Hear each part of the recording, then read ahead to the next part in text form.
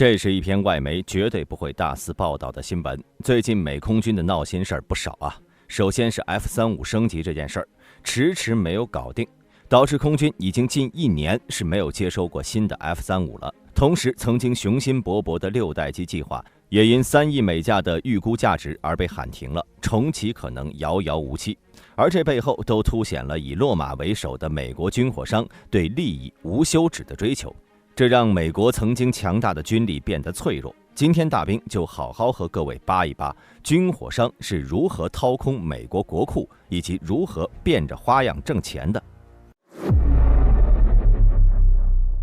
今年6月4号，财富发布了2023年美国500强公司，沃尔玛位居首位，而美国最赚钱的国防公司洛克希德马丁在该榜单内仅位列60位。其在2023年收入高达646.5亿，虽然进步空间很大，但和那些从全球捞钱的公司不同，由于向外国政府销售需要国务院批准，而大多数主要武器系统的主要买家是美国政府。对于大多数日益昂贵的现代化核武器，比如新型洲际弹道导弹，美国政府是唯一的买家。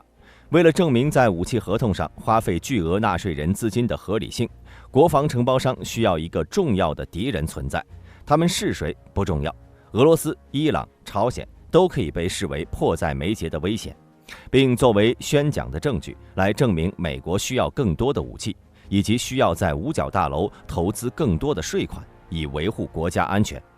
如果说在阿富汗战争之前，这些国防公司还算收敛，但在2001年的那一天，当时时任美国总统的小布什被告知美国遭遇袭击之后，军工复合体就开始以每年10%的速度快速上涨，并在2010年上涨到8000亿美元，其增长速度远超韩战、越战，甚至是冷战军备竞赛时期的军费开支。从阿富汗战争开始以来，五角大楼的支出总额已经超过14万亿美元，其中1/3到1/2的资金流向了国防承包商。正如当时波音公司副总裁哈里·斯通塞弗在2001年10月告诉《华尔街日报》的那样，钱袋已经打开，任何不投票支持我们为国防事业投资的国会议员都会在明年11月之后寻找新的工作。斯通塞弗关于五角大楼预算快速上升的预言被证明是正确的。经过通货膨胀调整后，五角大楼的开支在2001到2010年间增长了近1/3。从2010年以来，军费开支略有下降，但仍处于历史高位。但随着俄乌战争，这数字再次上涨。今年美国的预算为8420亿美元，明年为8952亿美元。从2001财年以来，五角大楼的总支出已经超过14.1万亿美元，其中4.4万亿美元用于武器采购和研发，这些类别主要使企业承包商受益，其余资金则用于支付军事和文职人员的薪酬和福利，以及维持美军运作所需要的支出。4.4万亿美元是保守估计，五角大楼用于作战和维护的庞大预算也有相当部分是流入了承包商的口袋，但具体难以估算。公司通过战争经济至少以3种方式获利：物流和重建、私人安保承包和武器供应。许多公司利用战时需要快速交付，导致通常监督不够严格的条件，对政府收取过高的费用，或者直接进行欺诈。这里我们先来聊聊武器供应。阿富汗战争之后，相关的利益既得者开始寻找其他理由来让美国政府采购更为昂贵的武器，比如1000亿美元的新型洲际导弹。此时，那些中东的武装分子不再是一个充分的理由，于是不断有宣传声称美国四面楚歌，仿佛梦回冷战时期。在美国当前的核武器计划中，最危险且最昂贵的部分是计划在未来25年内对核3位一体的3个组成部分潜艇、轰炸机和发射井进行2万亿美元的升级。这一升级不仅增加了核武器的数量，也提高了其危险性。目前，潜艇、轰炸机和发射井中已经有数千个活跃弹头，而国家最不需要的就是越来越多和越来越危险的核武器。地面战略威慑项目的存在，主要是为了行业利润。这一点从其在战斗中的无用性和其使用将摧毁地球上许多生命这一事实上得到了证明。2020年4月，雷神公司在初始合同金额确定之前，就获得了设计和制造核远程对峙导弹的合同。也就是说，国防部给了雷神一张空白支票，让其随意填写数字。空军授予诺斯罗普格鲁曼公司133亿美元合同，以开发替代基于发射井的洲际弹道导弹。这项合同足以确保诺斯罗普格鲁曼及其分包商未来几十年的利润。600枚洲际导弹将耗资近1000亿美元，并额外耗资1680亿的维护资金，以保证其在生命周期内的运行。虽然以上数字足够骇人听闻，但新一代核武器的实际支出远远超过刚刚所说的。因为该数字不仅排除了核导弹拦截器，还排除了船只、无人机和有人驾驶飞机的成本分摊。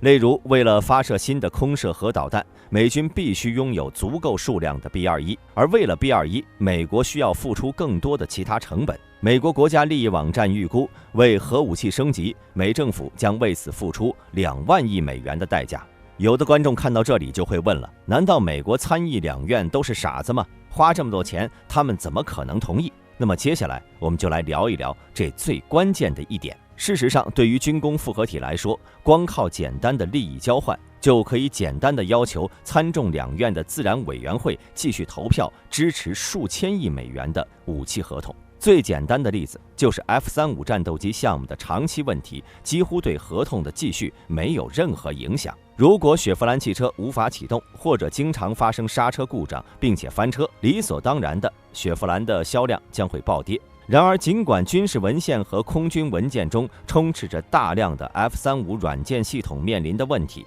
但美空军在之前从未想过暂停或者暂缓订购 F-35，反而去投入了更多的资金来修复它失败的系统。之所以出现这种情况，是因为洛马公司从45个制造 F-35的州的国会议员那里获得了支持，并且为他们的活动捐款，这使得国会不断地投入更多的资金。根据联邦选举委员会的报告，过去12年中，国防公司平均每年在国会游说上平均花费为1.27亿美元。在最近的2个选举周期中，国防公司每个周期向政治候选人捐赠2500万，而美国国内支持和平的组织每年在游说上花费仅大约为25万美元。几乎所有的游说都是由志愿者完成的。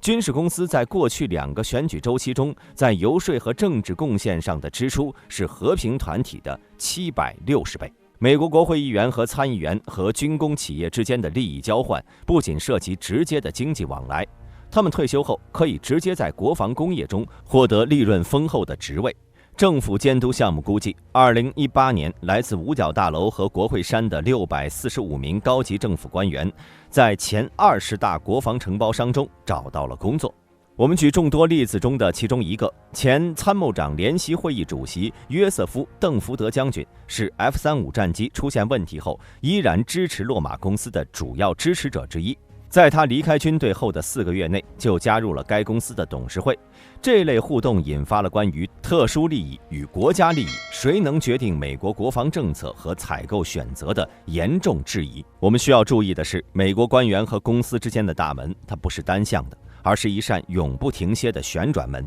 不仅前政府人员进入了工业界，工业界人员也经常进入政府，担任有影响力的职位。例如，过去5位美国防长中的4位来自5大军火承包商之一。前特朗普政府国防部长詹姆斯·马蒂斯曾是通用动力董事会成员，帕特里克·沙纳汉曾是波音高管，马克·艾斯伯曾是雷神公司政府关系负责人，现任国防部长劳埃德·奥斯汀从2016年起退役后，就是雷神技术公司董事会的成员。截至2020年10月，他持有的雷神股票价值约为50万美元，年薪总计270万美元。同时，他还是一家名叫 Pin Island Capital 的投资公司合伙人，国务卿布林肯也是该公司的合伙人之一。军火商还通过资助知名智库来施加重大影响力。国际政策中心的一份报告发现，从2014到2019年，美国前50名智库收到了来自军火公司或美国政府的10亿美元资金，这只是冰山一角。获得大量承包商资金的主要智库包括新美国安全中心、战略与国际研究中心以及传统基金会，而较小的智库如列克星顿研究所和国家公共政策研究所，尽管没有位列前茅，但依旧从波音、洛马和诺斯罗普格鲁曼等公司获得了大量资金，为从海军扩建到购买 F-35到核武器政策等行业友好立场充当小喇叭。与军火承包商有关的人士也在关键政府咨询机构中占有重要地位，例如国会授权的国家防务战略委员会的多数成员与军火承包商有密切关系。该委员会评估了五角大楼2018年的国防战略。不出所料的，该委员会提出了大幅增加五角大楼的开支的建议，每年增长3%到5%，比美元的通胀还高。如果美国国会按照他们的意思，那么不到本世纪末，五角大楼的国防预算就能突破1万亿美元。除了军火承包商，一些战争附属企业也从中获得了大量利润。